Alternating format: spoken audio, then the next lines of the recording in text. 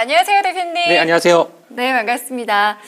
자주 뵈니까 저뿐만 아니라 많은 분들이 반가워하실 것 같아요. 인사 먼저 부탁드릴게요. 네, 반가워해 주시면 고맙겠습니다. 네, 다시 인사드립니다. 하승민입니다. 반갑습니다. 네, 반갑습니다. 네, 대표님, 지난 저희가 1부에서는 우리의 면역에 대해서 어떤 기능을 하는지 알아보고 또 면역의 정말 중요한 영양소에 대해서도 짚어봤습니다. 근데 저희가 또 면역뿐만이 아니라 기본적으로 저희가 지켜야 되는 영양소들이 있을 것 같거든요. 네. 오늘 요거에 대해서 한번 짚어주세요. 예, 지난 시간에 면역 기능에 도움이 되는 그런 다양한 영양소들에 대해서 말씀을 드렸는데 사실 그러한 영양소들은 면역 기능에만 도움이 되는 것이 아니라 우리 기본적인 건강에 꼭 필요한 영양소들이기 때문에 네, 그 영양소들이 어떠한 기능성을 갖고 있는지 이 부분들에 대해서 정리해서 말씀드리는 것을 오늘 준비했습니다. 네. 그래서 먼저 이제 단백질에 대해서 좀 말씀을 드려보겠습니다. 네. 단백질은 뭐 우리 몸을 구성하는 가장 기본적인 그런 영양소라고 말씀을 드렸었고요. 이제 생물학적 기능에 따른 단백질의 분류 화면을 보시면 이제 구조 단백질, 그래서 우리 몸에 각각의 어떤 그 구조를 이루는 그런 부분의 그 성분으로 작용하는 그런 단백질을 들 수 있겠죠. 뭐 결합 조직이나 뼈나 뭐 연골이나 피부를 구성하는 콜라겐이라든가 뭐 엘라스틴, 우리 피부 엘라스틴 잘 아시죠? 네. 그다음에 이제 모발이나 손톱을 구성하는 케라틴, 이러한 단백질 우리가 구조 단백질이라고 하고요. 그다음에 운동 단백질, 근육의 어떤 활동을 조절하는 액틴이나 미오신, 뭐 이러한 부분들, 그다음에 편모나 손모의 운동을 관여하는 그런 단백질도 이제 운동 단백질로 분류할 수가 있고요. 네. 그다음에 운반 단백질, 그러니까 우리 몸에서 여러 가지 그런 영양소라든가 필요한 그런 물질들을 필요한 적재적소에 운반해주는 역할을 하는 것도 역시 단백질의 역할입니다. 그래서 우리가 이러한 단백질을 운반 단백질이라고 부르기도 합니다. 네. 그다음에 조절 단백질은 우리 몸의 호르몬, 뭐 인슐린이라든가 뭐 성장 호르몬 등과 같은 호르몬은 우리 신체 기관의 기능을 조절하는 역할을 하기 때문에 조절 단백질이라고 부르고요.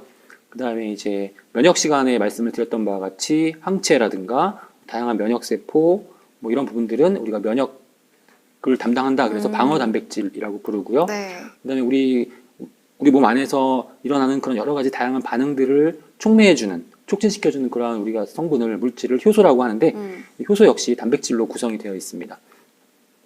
그리고 이제 영양 단백질이라 그래서 실제로 우리가 섭취했을 때 영양적으로 꼭 필요한 역할을 하는 그러한 단백질을 영양 단백질. 그래서 우유의 카제인이라든가 아니면 계란의 알부민 뭐 이런 것들을 우리가 영양 단백질, 영양소로서 작용을 한다라는 의미에서 이렇게 부르고 있습니다. 그러니까 단백질이 우리 몸만 구성하는 것이 아니라 이처럼 다양한 그런 기능들을 하고 있기 때문에 상당히 중요한 영양소라고 할 수 있겠는데, 그렇다면 단백질이 어떠한 기능을 하는지 좀 자세히 살펴보기 전에 단백질이 어떤 물질인지 좀 알아볼 필요가 있을 것 같아요. 지금 화학 구조는 다음 화면에 보시는 것처럼 단백질은 아미노기하고 카르복실기가 있습니다. 어렵죠? 어려운데 뭐 다른 건 다 기억 안 하셔도 되고 이제 단백질은 수소 원자를 아미노기 카르복실기의 H로 붙어있는 빨간색 그 보이시죠? 네네. 저게 수소 원자인데 수소 원자를 주었다 뺐었다 할 수 있어요. 그러니까 수소 원자를 주었다 뺐었다 할 수 있다라는 거는 산과 염기를 왔다 갔다 할 수 있다라는 얘기거든요. 네. 우리 몸의 산과 염기의 평형을 도와주는 유지시켜주는 그런 역할을 한다라고 보시면 되고요.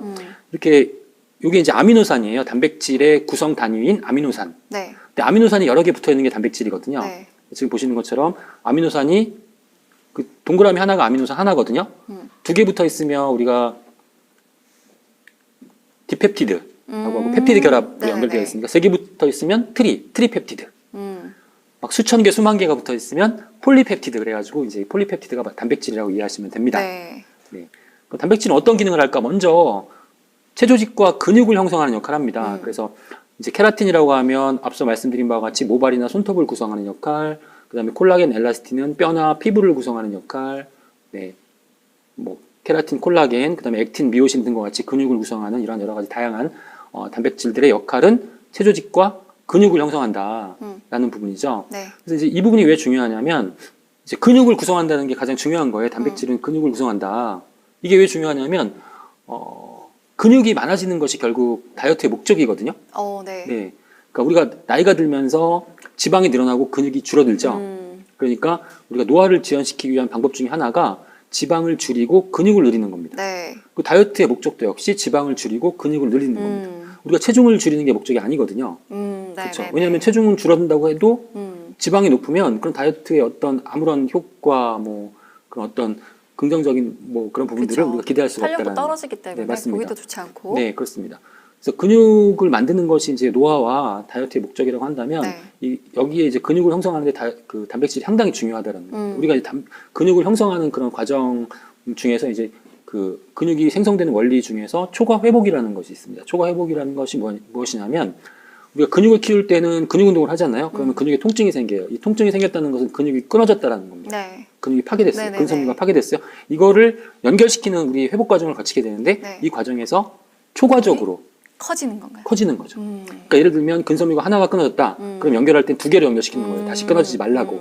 그러면서 근육이 커지는 그런 역할을 하기 때문에 하는 것이기 때문에 그러면 이 근육이 초과 회복을 하면서 더 필요한 근육의 성분이 있겠죠. 네. 그게 단백질이라는 거죠. 네. 네. 그렇기 때문에 우리가 근육을 키우기 위해서는 단백질을 추가로 계속 네. 보충을 해주는 것이 필요하다. 그리고 이제 앞서 말씀드린 바와 같이 다이어트의 목적은 근육량을 증가시키는 거다. 아시다시피 근육은 지방보다 무겁습니다. 네, 그래서 맞아요. 근육량이 늘어나면 몸매는 날씬해지고 슬림해지고 네, 다이어트의 목적을 근육량 늘어나니까 다이어트의 목적을 달성할 수 있겠죠. 네. 그렇지만 몸무게는 오히려 줄지 않죠. 오히려 늘어날 수 늘어요? 있습니다. 네. 늘어날 수 있습니다. 네. 그렇지만 그러니까 우리가 몸무게를 줄이는 게 목표가 아니라는 거예요. 근육량을 늘려서 몸매를 날씬하게 하고 몸무게 신경 쓰지 말고 지방을 줄이는 것이 다이어트 맞아요. 목적이다. 그래서 체지방 분석을 하는 것도 이런 이유겠죠. 맞습니다. 네. 그래서 이제 많은 분들이 지금 그림에서 보시는 것처럼 그 남자분 상체가 보이시잖아요. 그 두 분의 그 몸무게가 똑같은 거예요. 똑같은 동일한 인물이에요. 네네. 그렇지만 왼쪽 화면은 지방이 많은 상태고 오른쪽 화면은 근육이 많은 상태. 음. 근데 오른쪽 체형이 훨씬 더 날씬해 보이죠. 그쵸. 네. 그렇지만 몸무게는 똑같다는 거. 근육이 무겁기 때문에 그렇습니다. 단백질은 그래서 우리가 다이어트 할 때 꼭 필요한 그런 영양소로 네, 이렇게 주목이 되고 있는 거죠. 우리가 이제 단백질이 왜 필요한지를 또 말씀을 드릴 텐데요. 동그라미 그래프로 보시는 부분이 우리 몸이 에너지를 사용하는 비율이에요. 네. 기초 대사량이 거의 60에서 65% 정도 되고, 그 다음에 활동 에너지가 30에서 35% 정도 되고, 나머지가 이제 식사 시 열 발생 이렇게 이제 에너지를 사용하게 되는 거죠. 네. 그러니까 기초 대사량이 가장 높다라는 겁니다. 네네. 근데 기초 대사량 중에서도 네, 근육이 사용하는 양이 상당히 높기 때문에 50% 이상 되기 때문에 우리가 근육이 에너지를 가장 많이 소비하는 기관이다. 라고 말씀을 드릴 수 있는 거예요. 그러니까 우리가 이제 다이어트를 하기 위해서는 에너지를 많이 소비해야 되잖아요. 네. 적게 섭취하고 많이 소비를 해야 되죠. 근육량이 많아지면 소비되는 에너지가 많다라는 겁니다. 살이 덜 찐다는 얘기네요. 그렇죠. 그러니까 근육이 많아지면 살이 안 찌는 체질로 바뀔 수 있다는 네네네. 거예요. 그러니까 우리가 보통 물만 먹으면 살이 찐다. 이런 분들은 지방을 많이 가지고 계신가 봐요. 기초 대사량이 낮은 거죠. 그쵸, 그쵸. 네. 네. 물만 먹어도 사용하지 않으니까 아무리 적게 먹어도 쓰질 않으니까. 그러니까 근육량이 많으면 기초 대사량이 높아지기 때문에 살이 찌지 않는 체질로 바뀐다. 이게 기초 대사량이 얼마나 중요한지 제가 하나 예를 들어드리면 우리 박태환 선수 수영 선수 있잖아요. 네. 박태환 선수가 올림픽 끝나고 나서 너무 힘드니까 이제 집에서 쓰러져서 3일 동안 잠만 잤어요. 3일 동안 잠만 잤는데 일어나 보니까 체중이 7kg 빠진 거예요. 7kg이요? 잠만 잤는데. 와. 이거 실제로 있었던 일입니다. 잠만 잤는데 자는 동안에도 에너지 소비하고 있었다라는 네. 거예요. 기초 대사량이 그만큼 그만큼 컸다. 네. 오. 그러니까 결국 다이어트의 목적은 기초 대사량을 높이는 건데 네. 기초 대사량을 높일 수 있는 가장 효과적인 방법이 근육량을 늘리는 거다. 그쵸. 그러니까 우리가 평소에 TV를 보실 때나 집에서 쉬실 때도 뭐 악력기를 사용하신다거나 아니면 가벼운 아령을 계속 이렇게 드시면서 네. 근육량을 늘리시는 그런 노력을 하시면 다이어트에 도움이 된다라는 거고요. 이 근육을 늘리기 위해서 필요한 영양소가 단백질이라는 거. 그리고 또 하나 지금 에너지를 소비하는 여러 가지 그 경로 중에 식사 시 열 발생이라는 게 있잖아요. 네. 이건 뭐냐면 우리가 음식을 섭취할 때 식사를 하고 난 다음에 이 소화기관이 그 소화를 하면서 열을 발생시키는 게 10% 정도 되는데 탄수화물이나 단백질이나 지방을 비교했을 때 단백질을 섭취하면 이 식사 시 열 발생이 3배 이상 늘어나요. 오. 그러니까 단백질 식품을 섭취했을 때 알아서 사용되는 에너지가 높아진다는 얘기예요. 네. 그러니까 우리가 다이어트 식생활에 있어서 단백질이 유리하다. 네, 이런 부분을 좀 그쵸. 말씀을 드리는 부분이에요. 네. 그다음에 두 번째 단백질의 기능 보면 신체 보호 기능이 있습니다. 면역 기능. 앞선 시간에 말씀을 드렸었죠. 일단 피부를 통해서 손상이 일어나면 외부에 침입 물질이 침입을 하게 되고요. 1차적으로 피부에 의해서 보호가 되는데 이 네. 피부는 단백질로 구성이 되어 있다. 그다음에 피부가 손상되고 혈관이 손상되면 네, 이렇게 혈액 응고 단백질로 손상을 회복시켜주는 네, 역시 혈액 응고 단백질, 네. 단백질이다. 네. 우리 몸 안에 항원이 침입했습니다. 지난 시간에 말씀드린 부분인데 그리고 항체를 생성하죠. 네. 항체 면역 글로불린도 역시 단백질입니다. 결국 우리 몸을 보호하는 모든 기능에 단백질이 관여를 하고 있기 때문에 네. 중요하다라는 것이고요. 그다음에 세 번째는 효소를 합성합니다. 효소는 뭐예요? 우리 몸의 여러 가지 다양한 반응을 활발하게 해주게 하는 그런 물질이죠. 네. 이런 물질을 효소라고 합니다. 효소의 가장 중요한 구성 성분이 바로 단백질이라고 할 수 있습니다. 그래서 지금 보시는 것처럼 효소는 어떤 물질을 반응을 통해서 쪼개기도 하고 네. 또 다시 두 가지 다른 물질을 합치기도 하면서 네. 여러 가지 우리 몸의 여러 가지 대사 반응에 관여를 하게 되는 거죠. 효소가 중요한데 효소가 바로 단백질로 구성되어 있다. 근데 우리가 효소를 크게 나누면 소화 효소와 대사 효소로 나눌 수 있어요. 우리가 음식을 섭취했을 때 음식을 분해하는 것이 소화 효소고 그 다음에 그런 분해된 그런 영양소들을 우리 몸에서 필요한 형태로 바꾸는 그런 대사 과정을 담당하는 것이 대사 효소예요. 그런데 왜 중요하냐면 나이가 들면 소화 효소가 줄어들어요. 단백질 섭취가 부족하기 때문에 네. 소화가 잘 안 돼요. 그 우리 몸에 소화 효소가 부족하면 우리 몸은 소화를 시키기 위해서 대사 효소를 소화 효소로 가져다 써요. 네.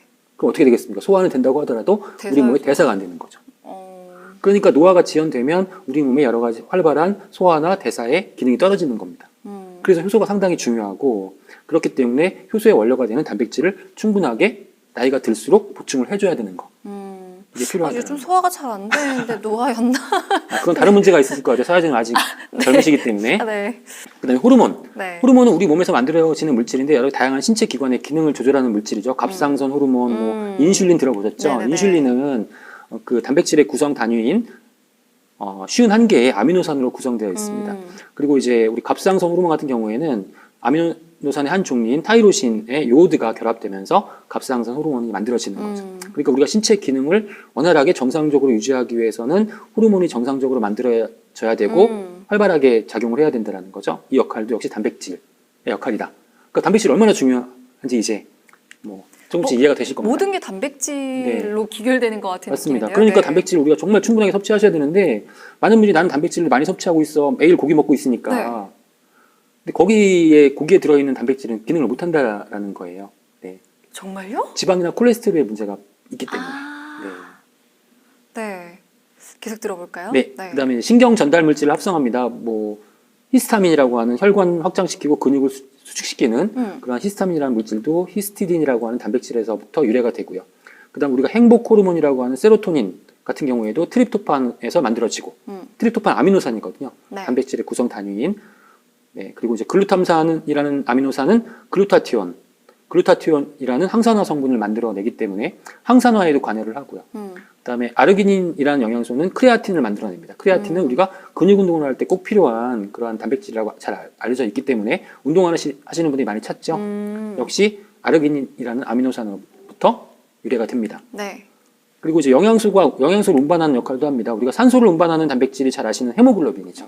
네. 네. 세포에 세포에 산소를 운반하고 그다음에 이제 우리가 음식을 통해 섭취한 영양 성분을 운반하는 역시 운반체도 단백질, 지방을 운반하는 역할을 하는 것이 지단백질. 그리고 세포 내로 다양한 영양소를 운반하는 것이 세포막 단백질. 그러니까 운반을 하는 우리 네. 몸에 필요로 하는 성분이나 영양소를 운반하는 역할도 단백질이 하게 된다. 오. 다음 이제 산과 염기의 평형이에요. 앞서 이제 제가 아미노산의 구조를 말씀드리면서 수소가 붙어 있기 때문에 네네네. 수소를 주었다 뺐었다. 네네네. 수소를 주면 환원시키는 거고 뺐으면 산화시키는 거. 산과 염기의 평형을 유지하는데 꼭 필요합니다. 이런 역할도 단백질이 하게 되고요. 네. 그 단백질의 역할 중에 또 하나가 이제 수분 평형을 유지하는 역할을 하게 됩니다. 지금 붉은색으로 표시된 부분이 혈관이고 네. 흰색 원이 이제 알부민이라는 단백질인데요. 이제 알부민의 농도가 높아지면은 그 농도를 낮추기 위해서 이제 수분을 다시 혈관으로 흡수하는 역할을 하게 되는 겁니다. 그러니까 예를 들면 간을 맞춘다고 우리가 국을 섭취할 때 간을 네네. 맞춘다고 생각하시면 돼요. 네. 짜면은 물을 더 넣어야 되죠. 그렇죠. 근데 혈관 안에 알부민의 농도가 높으면 국으로 비유하면 짠 상태예요. 네. 물을 더 넣어야겠죠. 간을 맞추기 네. 위해서. 그러니까 이 혈관 안으로 수분이 흡수가 되는 거예요. 음. 수분 조절을 하게 되는 거죠. 네. 근데 만약에 알부민이 농도가 낮으면 밖에서 수분이 들어올 필요가 없죠. 네.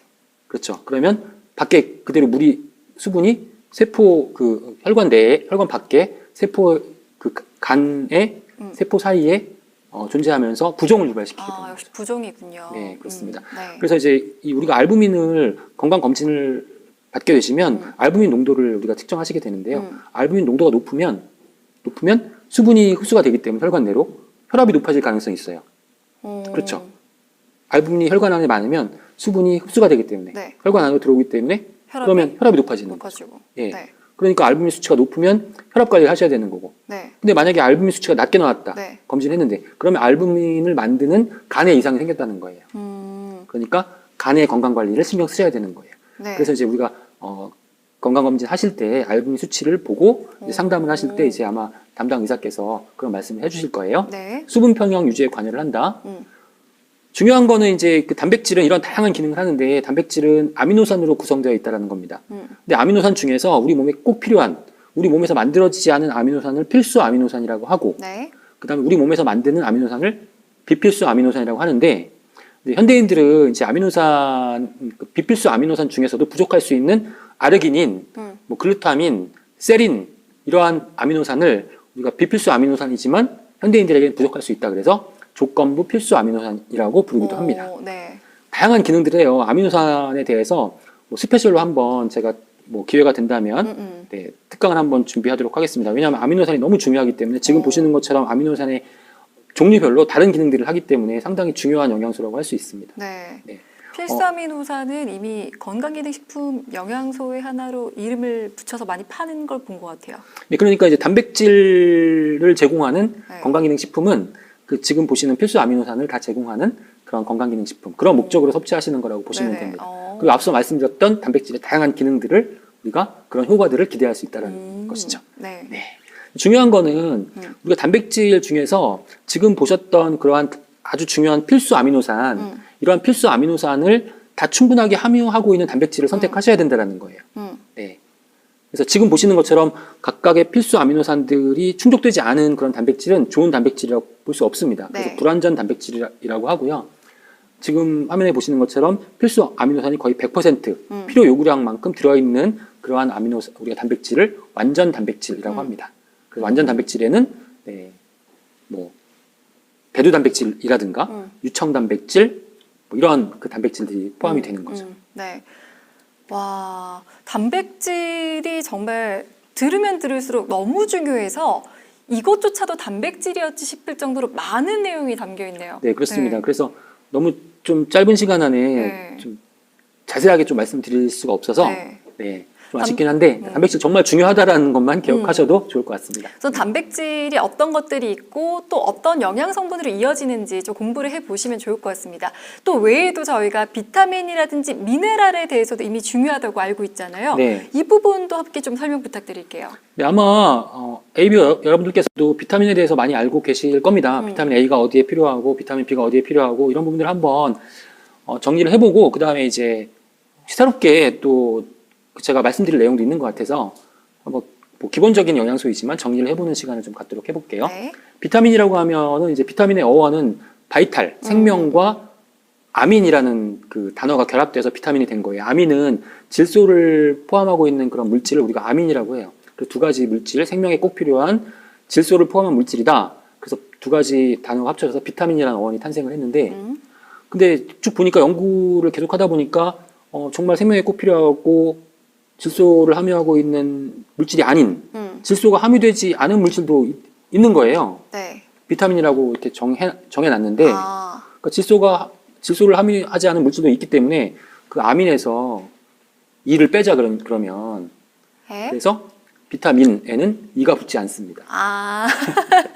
재밌는 네. 에피소드죠? 네. 비타민은 이름이 어떻게 붙나요? 비타민 A, B, C, D, E, 네네네네. F 이렇게 쭉 붙잖아요. 네. 그 중간에 비타민 A, B, C, D, E, F는 없잖아요. 네.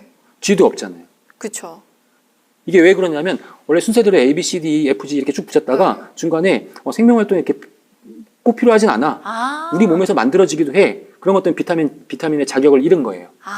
그래서 중간에 없었군요. 네, 그래서 비타민 F가 없어진 거예요. 약간 궁금했었어요, 네. 이거. 네. 비타민 F는 사실은 원래 오메가3 지방산이에요. 비타민 G는 글루타티온이라고 하는 항산화 물질. 요것도 이제 재밌게 알고 있으면 좋을 것 같아요. 네, 비타민 Q는 코엔자임 Q10. 이렇게. 그래서 빠진 거군요. 빠진 거죠. 네. 비타민 B는 우리가 비타민 B군이라고 하잖아요. 네. 그럼 B1, B2 이렇게 그쵸, 3, 4, 5 B12. 쭉 비타민 B는 종류가 많으니까 많아요. 번호를 쭉 붙였잖아요. 네. 거기도 중간에 빠진 게 있어요. 1, 2, 3, 4 빠졌죠. 7 빠지고 10, 11 빠져 있죠. 네. 얘들도 자격을 잃은 거예요. 그래서 지금 비타민 B군은 8가지밖에 남아있죠. 아, 않죠. 요런 네, 네. 스토리도 알고 계시면 좋을 것 같아요. 그리고 이제 비타민은 수용성 비타민, 물에 녹는 비타민, 지용성 비타민, 물에 녹지 않는 비타민, 수용성 비타민은 물에 녹는 비타민이고 우리 몸에 저장이 안 돼요. 소변으로 네, 빠져나가기 네. 때문에 많은 양을 섭취해도 필요한 양만큼만 사용되고 나머지는 우리 몸에 축적이 되지 않아요. 안전한 비타민. 네. 지용성 비타민은 우리 몸에 축적이 돼요. 그래서 너무 과량으로 장기간 섭취하면 축적이 돼서 독성을 유발시킬 수 있으나 그렇죠. 여러분들 그런 질문을 많이 하세요. 우리가 지용성 비타민을 너무 많이 섭취하면 독성이 유발되지 않느냐. 건강기능식품의 형태로 섭취하는 지용성 비타민은 독성을 유발할 만큼 축적되지 않습니다. 아. 네, 아무리 많이 드셔도 네, 지금 드시는 거 그 건강기능식품의 양의 100배 정도 드셔야만 100배 정도 한 10년 정도 드셔야만 네, 과용이 되는 거예요. 걱정하실 필요가 없다라는 겁니다. 네, 아하. 권장량은 보통 안전한 범위에서 권장을 하니까. 네.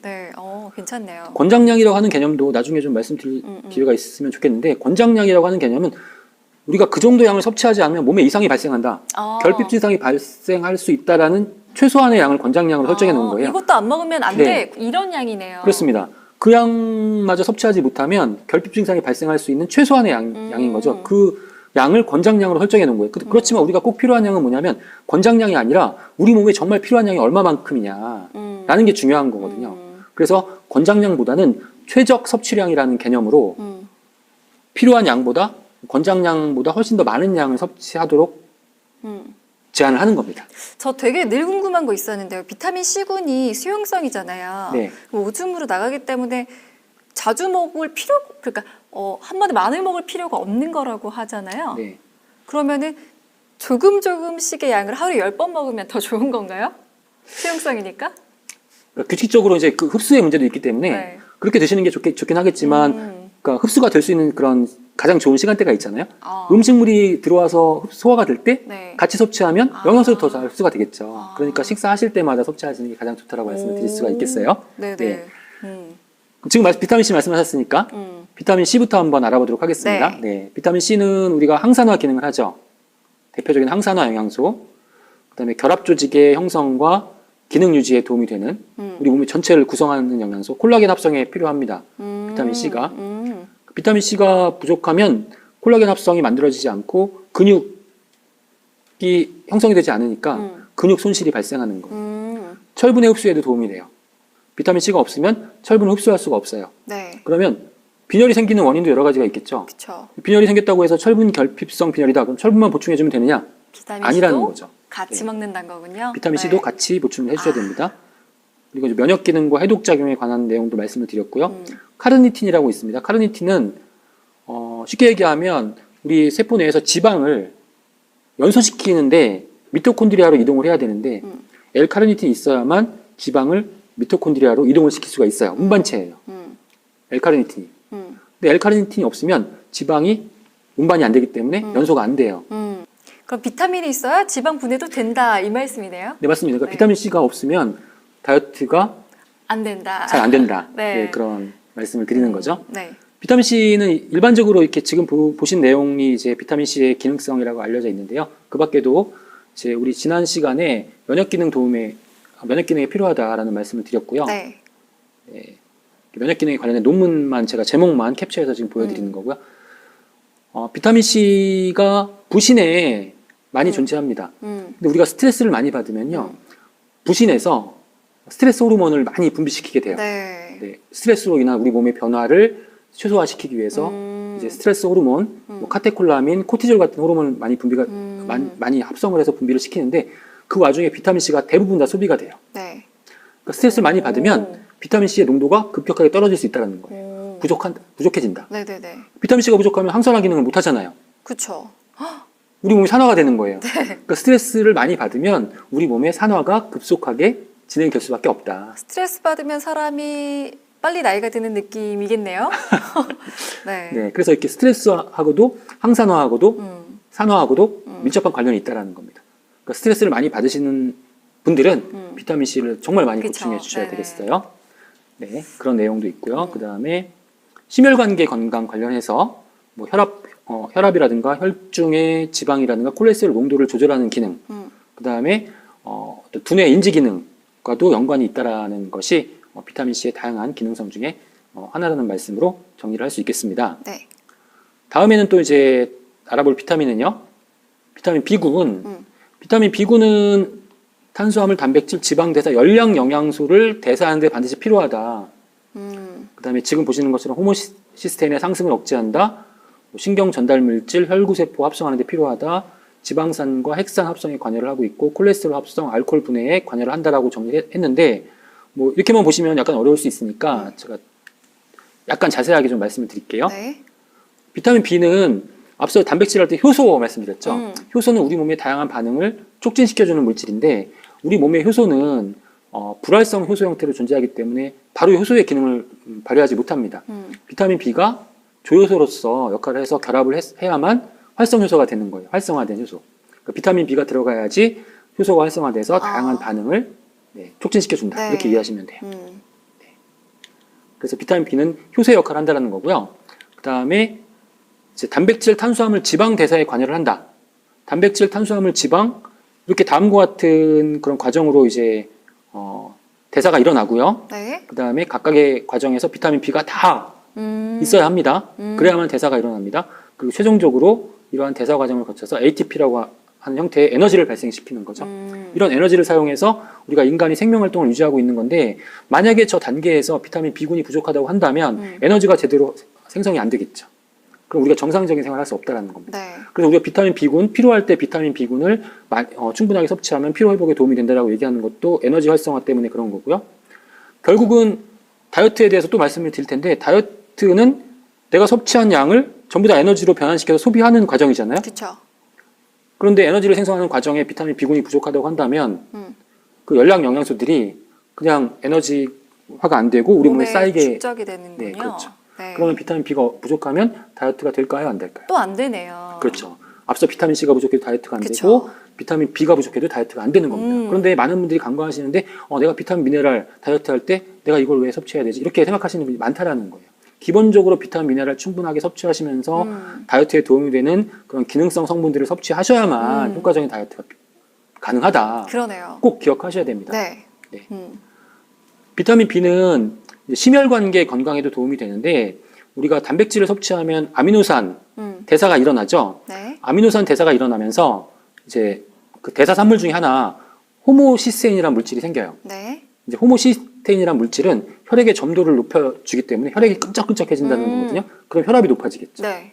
동맥경화 위험성도 그쵸, 커지고. 그쵸. 그래서 호모시스테인을 빨리빨리 생기는 대로 족족 없애줘야 돼. 근데 이렇게 호모시스테인을 없애주는 역할을 하는 것이 비타민 B군이라는 거예요. 네. 그러니까 비타민 B군은 에너지 활성화에 도움이 되고 뭐 조효소로서 역할을 하고 있는데 심혈관계 질환에 도움이 되나라고 아마 모르시는 분들 많이 계실 거라고 생각해요. 네. 심혈관계 건강을 유지하기 위해서도 비타민 B군이 꼭 필요하다. 네. 라는 부분들. 그다음에 비타민 B군 중에 엽산. 네. 엽산은 우리가 임신하셨을 때 상당히 중요한 영양소라고 맞아요, 하죠. 맞아요. 네. 왜냐하면 엽산은 세포 분열에 그 관여를 하기 때문에 그렇습니다. 우리가 아기가 형성되는 과정이 세포가 분열되는 과정이잖아요.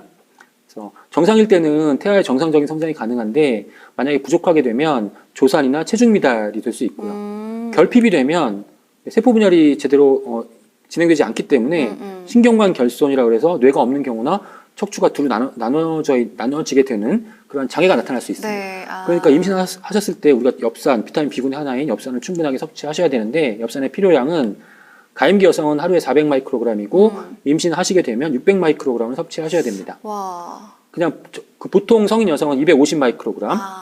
그러니까 그 임신 가임기나 임신하셨을 때에는 엽산의 그 섭취량을 크게 증가시켜 주셔야 되는 거죠. 네네. 그런데 엽산이 가장 중요한 시기는 세포 분열에 관여하니까 세포 분열이 가장 왕성하게 진행되는 시기에 엽산이 가장 중요하겠죠. 이때가 언제까지냐면 임신 4주까지예요. 네, 아주 초기네요. 네. 그런데 우리가 임신을 하게 되는 시기가 임신 4주 이후잖아요. 그렇죠. 보통. 8주도 네. 확인하고 그러죠. 그럼 내가 임신을 확인한 다음에 엽산을 보충해야 되겠다라고 한다면 이미 늦었다는 거예요. 그렇죠. 그래서 엽산을 섭취하셔야 되는 시기는 임신을 계획하실 때. 그렇죠. 준비 기간부터. 네. 그러니까 가임기 여성분들은 엽산을 충분하게 섭취하시는 게 중요합니다.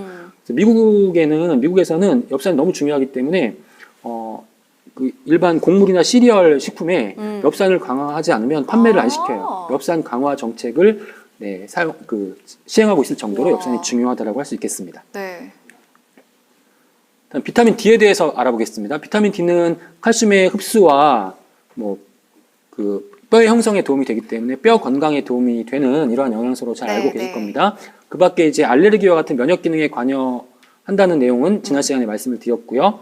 비만이라든가 당뇨라든가 이런 여러 가지 대사 증후군과 관련된 현대인들의 생활 습관병과 관련된 그러한 역할도 하기도 하고, 비타민 D의 다양한 잠재적인 기능성이 있어요. 그런 내용들을 제가 잠깐 정리해서 말씀을 드리도록 하겠습니다. 우선 비타민 D는 뼈의 건강에 도움이 된다. 그러니까 비타민 D가 부족하면 뼈의 건강이 나빠질 수밖에 없겠죠. 비타민 D, 국가별로 비타민 D 결핍 인구 비율을 보면 쭉 나와 있는데 우리나라는 88.2%라서 10명 중에 9명이 비타민 D가 부족합니다. 왜 이러죠? 그리고 뼈의 가장 중요한 구성 성분인 칼슘의 경우에도 10명 중에 8명이 부족합니다. 그럼 우리나라 국민들의 뼈 건강 상태가 어떻겠습니까?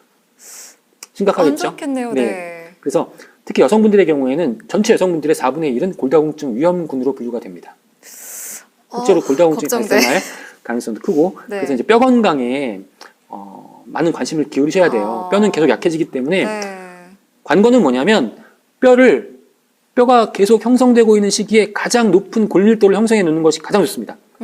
골밀도가 가장 높아지면 나이가 들면 계속 골밀도가 감소하잖아요. 이걸 높여놓는 게 중요하다는 거예요.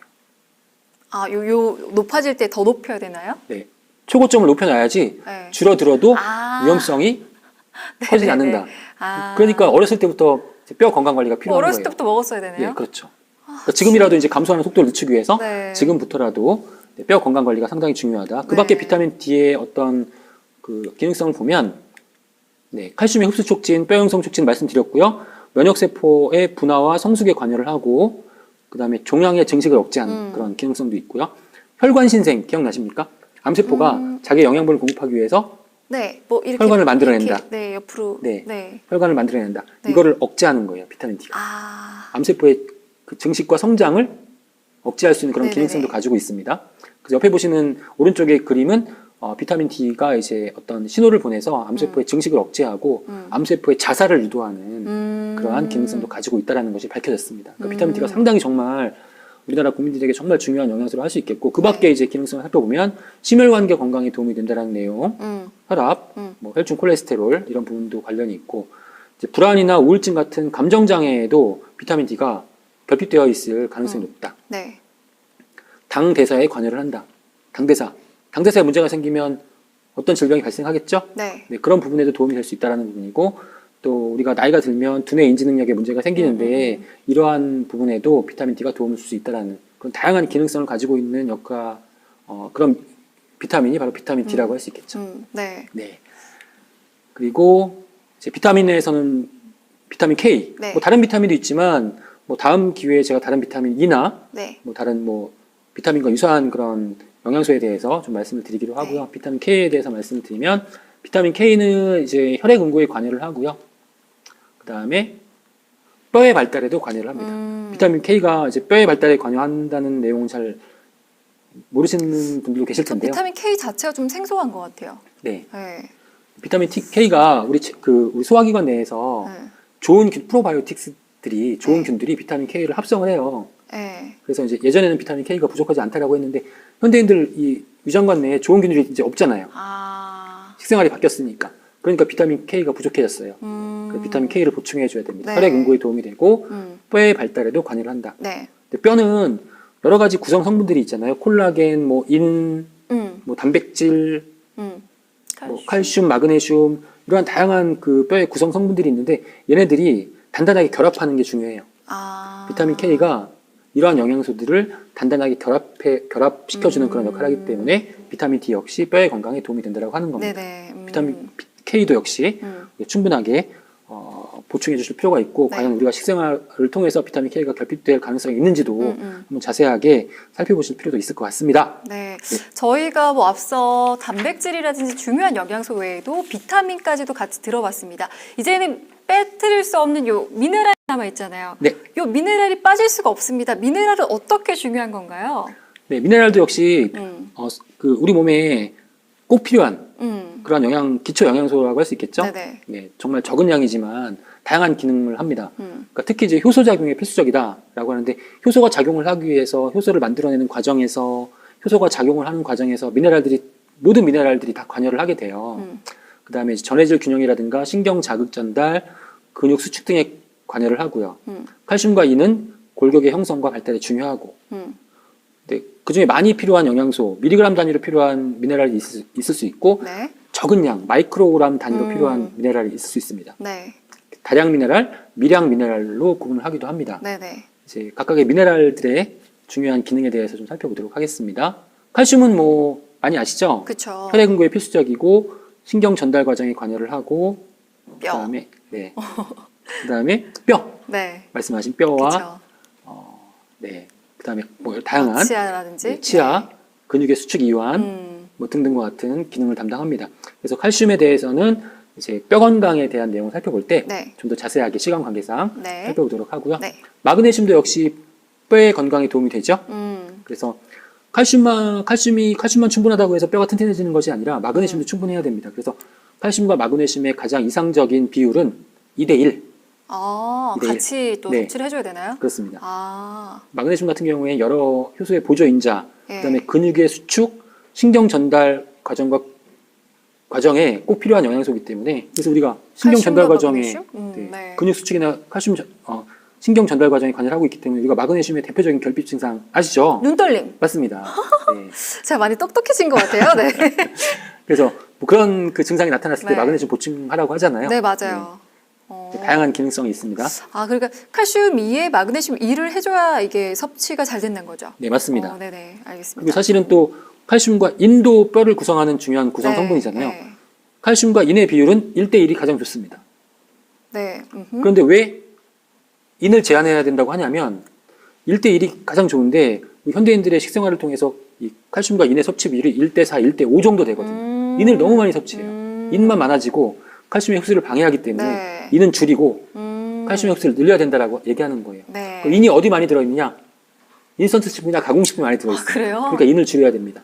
아, 안 먹어도 되겠네요, 따로. 네. 그렇습니다. 네. 그래서 인을 보충해주는 건강기능식품은 없습니다. 그쵸, 네. 없어요. 네. 있을 필요가 없겠죠. 아연은 정말 너무나 많은 기능성을 가지고 있는 그런 영양소죠.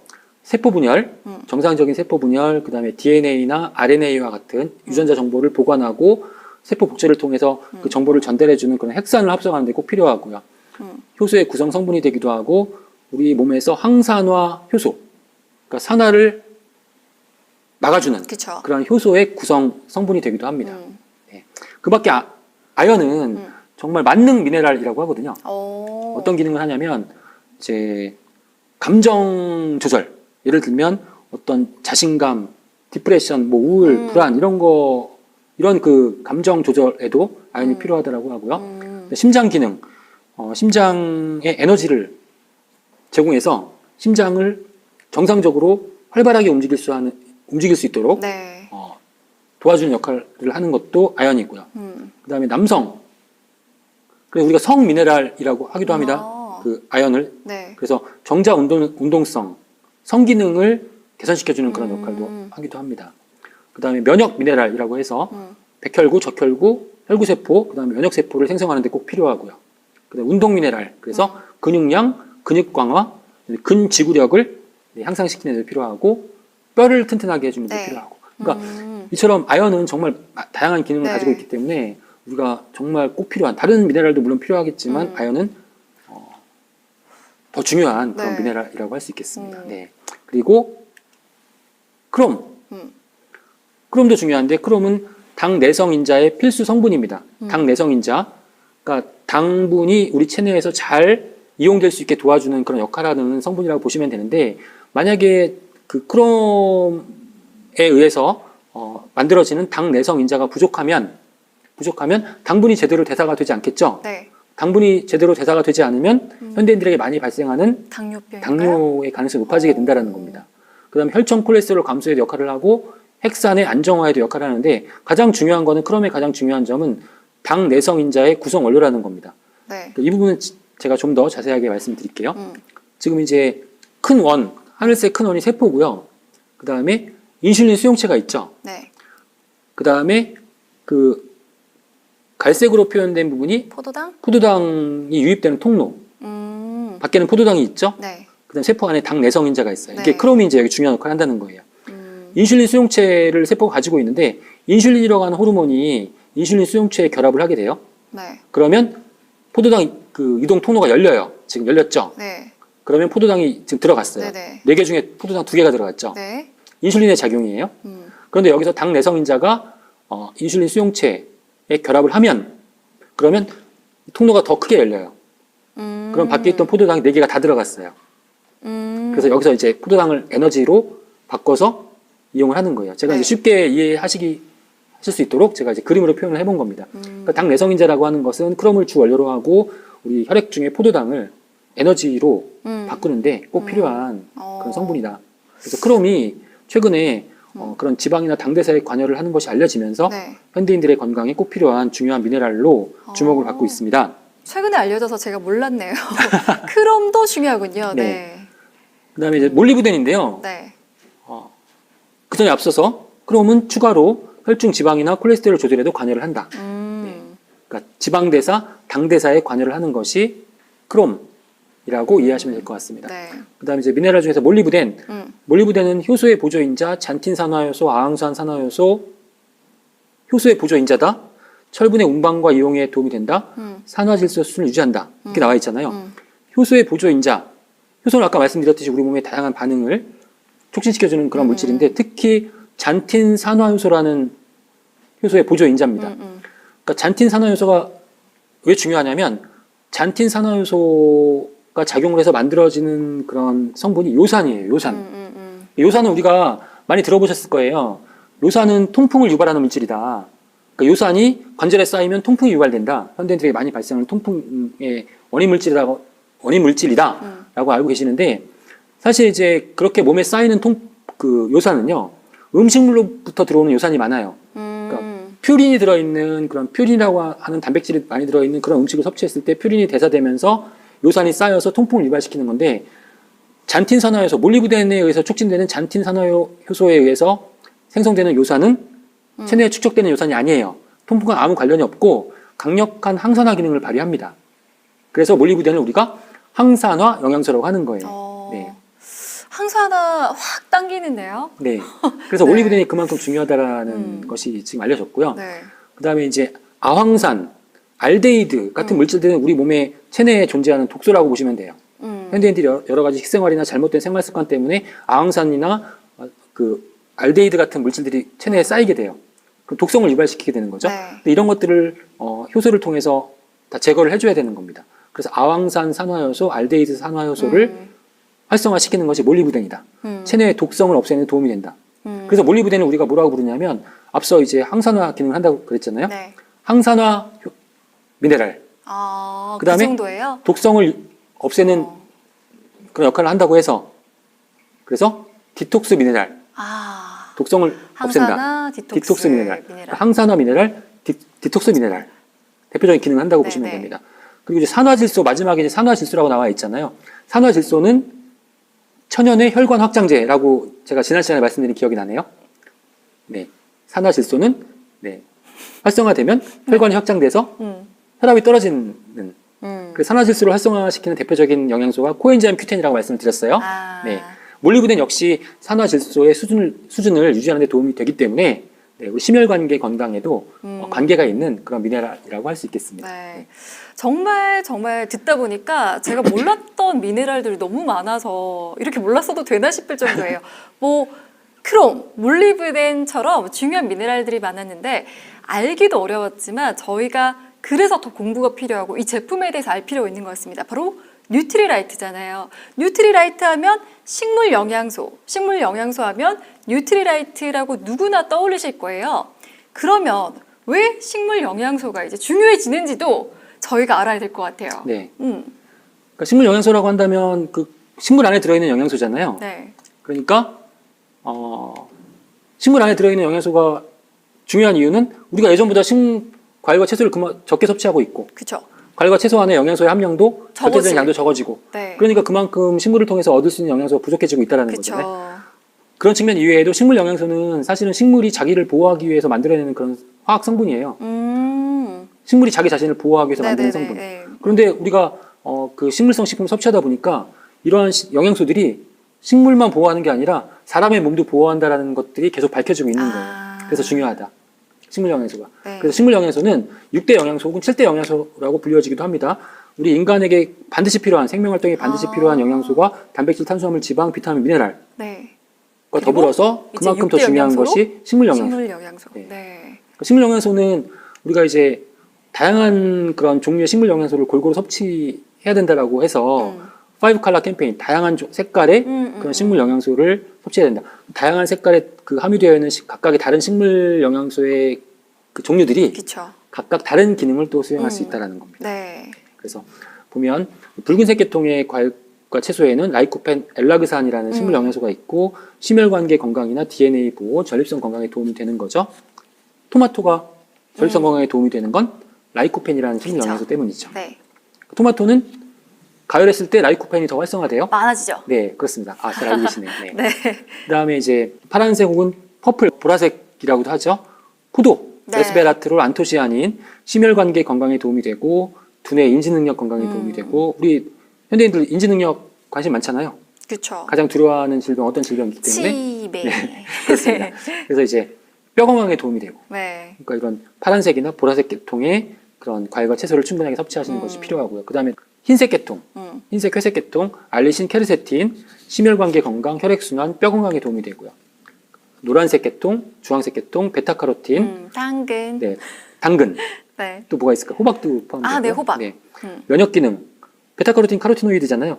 네, 그렇죠. 앞서 지난 시간에 네. 말씀드렸죠? 맞아요. 카로티노이드는 면역 제일선, 상피 조직의 항산화 기능에 도움이 된다. 공부 초짜라 가지고 네. 일선. 네. 네. 베타카로틴은 눈 건강에 도움이 되죠. 비타민 A의 전구체니까 비타민 A로 바뀌니까. 베타카로틴이 왜 좋냐면 비타민 A는 지용성 비타민이라 과잉 섭취하면 체내에 축적돼서 그쵸. 독성을 유발시킬 수 네네네. 있다고 하잖아요. 베타카로틴은 섭취하면 필요한 양만큼만 비타민 A로 전환되고 나머지는 비타민 A로 전환되지 않고 베타카로틴의 형태로 항산화 기능을 발휘해요. 네네네. 그러니까 베타카로틴이 훨씬 더 좋은 영양소를 할 수 있겠고요. 녹색 채소에는 설포라판, 루테인, 지아잔틴과 같은 이러한 영양소들이, 식물 영양소들이 존재하고 심혈관계 건강, 눈 건강, 폐나 간 건강, 건강한 세포의 전반적인 건강에 도움이 되는 그런 역할을 하기 때문에 식물 영양소 중요하다고 말씀드리는 거고 식물 영양소가 최근에 들어와서 또 이제 다양한 가능성들이 계속 밝혀지고 있는데 앞서 제가 계속 말씀드렸던 혈관 신생, 네. 암세포가 혈관을 그쵸. 만들어내는 옆으로 거, 뻗어서 네. 그 다음에 세포 자살, 네. 감염된 세포나 돌연변이 세포를 스스로 자살하게 만드는 그런 프로그램. 네네네. 식물 영양소가 이러한 혈관 신생을 억제하고 감염되었을 때 세포 자살을 촉진시키는 그런 역할을 한다라고 하는 그런 새로운 연구 결과들도 나오고 있습니다. 그러니까 현대인들의 세포에 문제가 생겼을 때 돌연변이 세포가 발생했을 때 그러한 것들이 계속 확대되지 않고 빨리빨리 복구시키고 회복시킬 수 있는 그러한 능력을 식물 영양소가 가지고 있다라는 또 그 외에도 다양한 그런 가능성들이 계속 밝혀지면서 가장 중요한 영양소로 네. 자리 잡고 있습니다. 그래서 여러분들께서는 계속 강조를 드리지만 과일과 채소의 섭취를 통해서 식물 영양소를 충분하게 섭취하시는 영양관리 필요하고 부족하다면 보충할 수 있는 네. 그런 건강기능식품을 찾아보시는 것도 도움이 되겠습니다. 네. 네, 이제는 6대 영양소라고 불리는 식물 영양소에 대해서까지 알아봤습니다. 이제 저희가 마무리하는 시간이 됐는데요. 혹시 아직 하시지 못한 말씀 있으시면 부탁드립니다. 네, 여러분 오늘 그 가장 기초적인 영양소 단백질이라든가 비타민, 미네랄, 그다음에 식물 영양소에 대해서 알아봤고요. 그 이외에도 여러분 우리 현대인들의 건강에 꼭 필요한 다양한 영양소와 그 어떤 뭐 인체 생리에 대한 내용들, 앞서 말씀드렸던 그런 다양한 내용들에 대해서 제가 또 새롭게 준비해서 찾아뵙도록 하겠습니다. 네, 오늘 정말 수고 많으셨습니다. 네, 고맙습니다. 감사합니다. 네, 이상으로 매일 2시 일주일에 5번 만나는 교육 아메이 라이브 교육 256 여기까지 하겠습니다. 다음 시간에 또 만나겠습니다. 안녕히 계세요.